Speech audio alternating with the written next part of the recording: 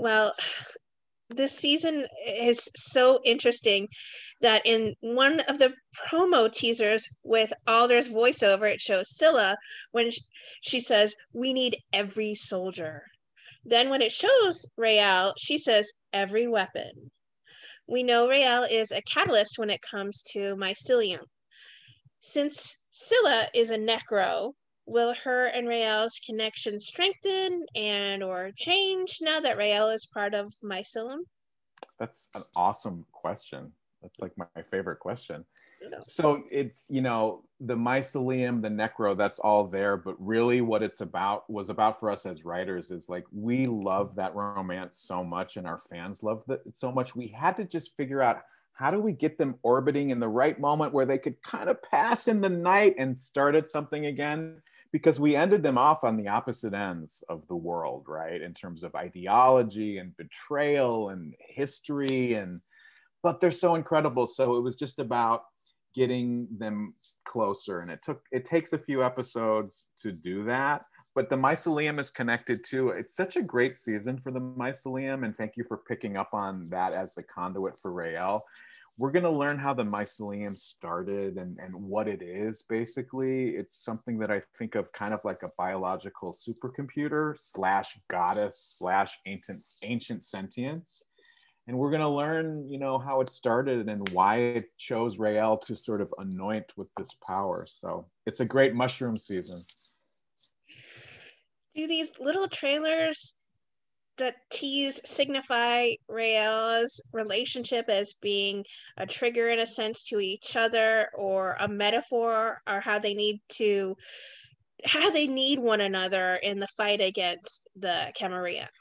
I think they need each other also to sort of finish the work that they started when they fell in love, and to find out what parts of that were true and what parts of that were tainted, and yes, to join forces. A lot of people this season are going to be joining forces that you could never have imagined in joining forces, because in the face of an enemy like the Camarilla that will not stop until every last witch is gone, and the family lines and the connections and all of that stuff wiped out, you start to say, okay, the spree hates conscription, but the Camarilla is right there. And the army hates the spree, but the Camarilla, meanwhile, has been assembling while we've been squabbling. So it's kind of a season of like destabilizing and questioning the systems that have allowed this to happen. Meanwhile, the great enemy, gathers around us.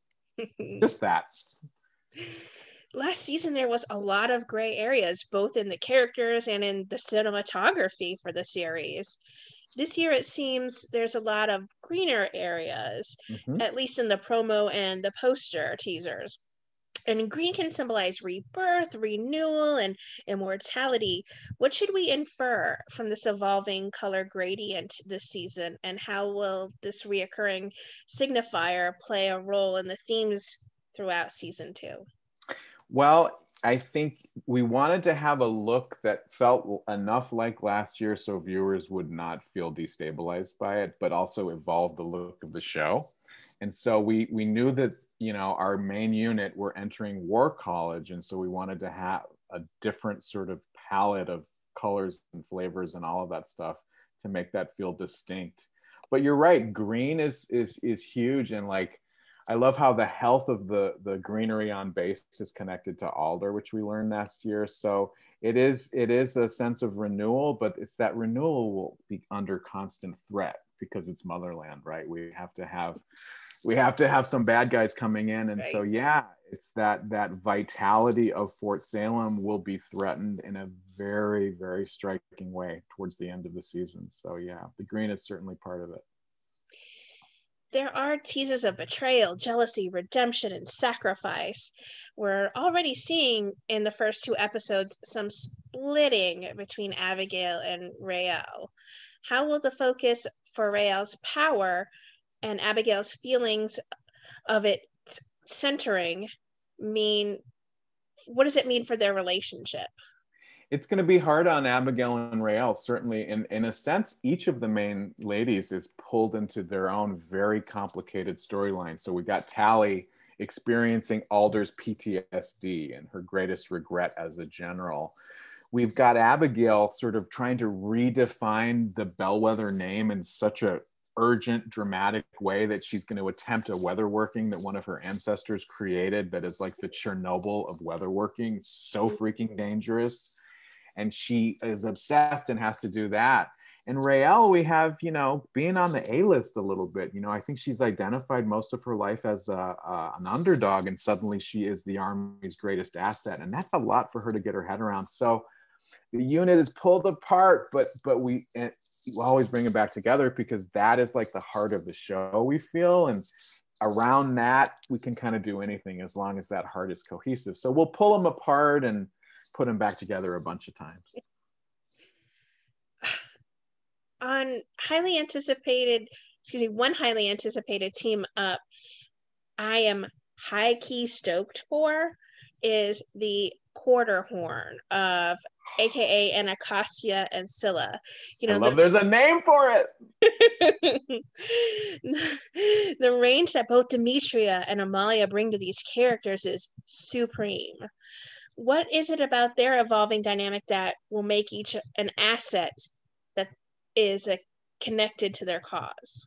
I could not agree more about their chemistry together. And as a funny aside, those two actors met during their audition in LA and became friends, and then got the call that they got the part each at the same time. So they are so bonded. It so jumps off the screen whenever they're together.